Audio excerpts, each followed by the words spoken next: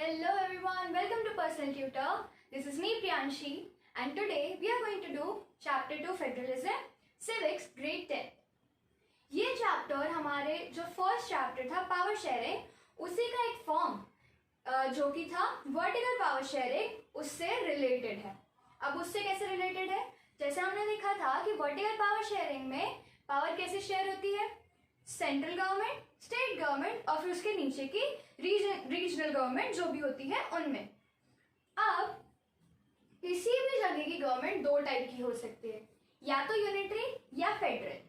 Unitary government क्या होती है? जहां पर पूरी कंट्री के लिए सिर्फ एक ही गवर्नमेंट हो, जैसे कहीं की सेंट्रल गवर्नमेंट या यूनियन गवर्नमेंट. वहीं पर फेडरल गवर्नमेंट में क्या होता है?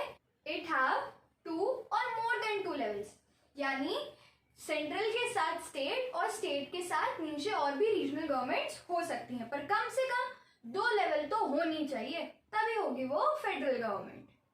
जो यूनिटरी गवर्नमेंट होती है उसमें भी स्टेट गवर्नमेंट हो सकती है, लेकिन जो स्टेट गवर्नमेंट है उसको सेंट्रल गवर्नमेंट ऑर्डर कर सकता है कि you have to work on the orders of the central government. लेकिन ये चीज फेडरल गवर्नमेंट में नहीं होती, बिकॉज यहाँ पर जो स्टेट गवर्नमेंट है और जो सेंट्रल गवर्नमेंट है दोनों के पास अपनी अपनी ऑटोनॉमी होती है और दोनों अपने अपने काम अपने हिसाब से कर सकते हैं. कोई किसी को ऑर्डर नहीं दे सकता. जैसे जैसे जो केस श्रीलंका का था वो था यूनिटरी गवर्नमेंट का, वहीं पर जो केस बेल्जियम का था वो था फेडरल गवर्नमेंट का. हम देखेंगे फेडरलिज्म के कुछ फीचर्स. इसका फर्स्ट फीचर है कि जहां पर भी फेडरल गवर्नमेंट होती है वहां पर गवर्नमेंट के दो या दो से ज्यादा लेवल्स या टीयर्स होते हैं. जैसे कि हमने देखा सेंट्रल और स्टेट दो टीयर हुए, पहला सेंट्रल और दूसरा स्टेट. सिंपल. सेकेंड चीज है कि जो दोनों जो लेवल्स होती है दोनों के पास अपना अपना ज्यूरिसडिक्शन होता है. इस वर्ड को ज्यूरिसडिक्शन और ज्यूरिडिक्शन दोनों नाम से बोला जाता है. You can speak it like jurisdiction और jurisdiction. तो दोनों लेवल्स के पास अपना अपना jurisdiction होता है. इसका मतलब क्या होता है? jurisdiction यानी एक एरिया जिसमें आपके सब्जेक्ट्स आते हैं, या वो जोग्राफिकल एरिया भी हो सकता है. ये एरिया है, या तो ये कोई जोग्राफिकल एरिया होगा या आपके पावर्स का एरिया होगा.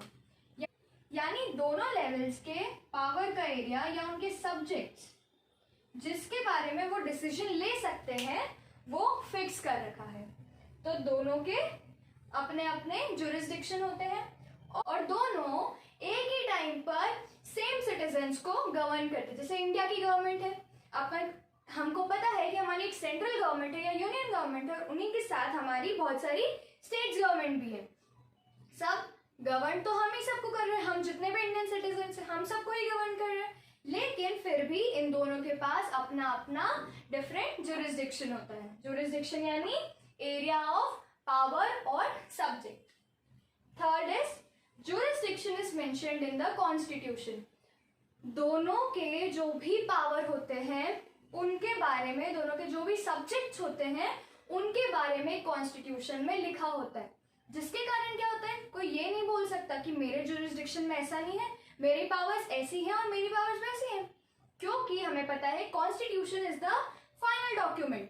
तो उसमें जो लिखा होगा वही फाइनल होगा, इसीलिए उसको ज्यूरिसडिक्शन को दोनों टीयर की ज्यूरिसडिक्शन को कॉन्स्टिट्यूशन में मेंशन कर रखा है. Fourth is fundamental provisions can not be changed by one level. अगर किसी भी फंडामेंटल राइट में को कोई भी चेंज करना हो कॉन्स्टिट्यूशन में तो कोई भी एक अकेला नहीं कर सकता. जब तक दोनों की कंसेंट ना हो उसमें कोई भी चेंज नहीं किया जा सकता. फिफ्थ इज हमारे जैसे क्रिकेट में एम्पायर होते हैं, हमारा थर्ड एम्पायर जिसका डिसीजन फाइनल होता है. सिमिलरली जो कोर्ट्स होते हैं वो हमारे गवर्नमेंट के लिए एम्पायर जैसे होते हैं. इन द वे कि जो कोर्ट्स होते हैं वो कॉन्स्टिट्यूशन को इंटरप्रेट करके उसको पढ़कर जो भी जिस भी लेवल की जो पावर्स हैं उसको देख सकते हैं, चेक कर सकते हैं. उसी के साथ अगर दोनों के बीच में कोई भी डिस्प्यूट होता है, दोनों लेवल्स के बीच में कोई भी डिस्प्यूट होता है तो उस डिस्प्यूट को भी कोर्ट्स रिजॉल्व करते हैं। Sixth is source of revenue, कि किसके पास कहाँ से इनकम आएगी, पैसा कहाँ से आएगा दोनों लेवल्स के पास, तो उसको भी कॉन्स्टिट्यूशन में मैनेज करके लिखा गया है ताकि दोनों लेवल्स के पास फाइनेंशियल ऑटोनॉमी हो। ऑटोनॉमी यानी दोनों को एक दूसरे पर पैसों के लिए इकोनॉमिक बेसिस पर डिपेंड ना होना पड़े। And seventh and last point is ये जो फेडरलिज्म है, जो फेडरल फॉर्म ऑफ गवर्नमेंट है, ये इसके दो मेन ऑब्जेक्टिव्स होते हैं। क्या होते हैं? एक टाइम पर तो ये यूनिटी बनाकर रखना चाहते हैं और उस यूनिटी को सेफ गार्ड करना चाहते हैं, यानी बचा कर रखना चाहते हैं, और वहीं पर दूसरी तरफ डाइवर्सिटी को एक साथ रखना चाहते हैं। जैसे कि हमने पहले भी देखा था कि जब अगर अलग अलग डाइवर्सिटी के लोग एक साथ आते हैं तो वहां पर बहुत सारे कॉन्फ्लिक्ट होना पॉसिबल है, लेकिन जब फेडरल गवर्नमेंट होती है तो वो ये दोनों बातों को इंश्योर करती है कि डाइवर्सिटी भी बनी रहे और उसी के साथ यूनिटी भी बनी रहे, जिसके कारण डाइवर्सिटी होने के कारण लोग अलग अलग ना हो। और इसी के साथ इसके एस्पेक्ट्स भी होते हैं कि जो फेडरलिज्म है वो ये बात कंफर्म कर लेता है कि जो जितनी भी लोग रह रहे हैं उन सब के बीच में म्यूचुअल ट्रस्ट हो और ये आइडिया हो, एक थॉट हो कि हमें म्यूचुअल ट्रस्ट के साथ एक साथ रहना है। This are simply the 7 features of federalism. अब हम देखेंगे कि फेडरलिज्म 2 टाइप से बन सकती है और वो 2 टाइप कौन कौन से हैं। Okay, so now will see कि जो फेडरेशंस होती है यानी ऐसे पॉलिटिकल एरियाज जहां पर फेडरलिज्म फॉलो किया जाता है वो किस तरह से बनती है। तो बेसिकली 2 तरीके से बनती है। फर्स्ट है coming together federations. Coming together federations में जो इंडिपेंडेंट स्टेट्स होते हैं या जो इंडिपेंडेंट यूनिट्स होती हैं वो जब सब मिलकर एक बिगर यूनिट, एक बिगर पॉलिटिकल एरिया बना देते हैं तब उसे हम बोलते हैं कमिंग टुगेदर फेडरेशन। जैसे हमें पता है हमारे पास पजल्स होती हैं तो उसमें भी हमारे पास जो अलग अलग पार्ट्स होते हैं, तो ये पार्ट्स हो गए हमारे स्मॉलर इंडिपेंडेंट यूनिट्स, और जब हम इस पजल को अरेंज कर देते हैं उसके बाद हमारे पास जो आता है उसको हम बोल देते हैं एक बिगर यूनिट, यानी अलग अलग स्टेट्स मिलकर एक यूनिट उन्होंने बना ली। ऐसी चीज जहां पर फॉलो होती है वहां पर बेसिकली रीजन क्या होता है कमिंग टुगेदर फेडरेशन बनाने का, इज सिक्योरिटी, ताकि इतने सारे जो भी छोटे छोटे रीजन्स हैं उन सबको एक साथ वो सिक्योरिटी प्रोवाइड हो। ये फॉलो किया जाता है यूएसए में, स्विट्जरलैंड में और ऑस्ट्रेलियन रीजन्स में। यहाँ पर इन रीजन्स में स्टेट गवर्नमेंट और सेंट्रल गवर्नमेंट के पास इक्वल पावर्स होती हैं। Second is holding together.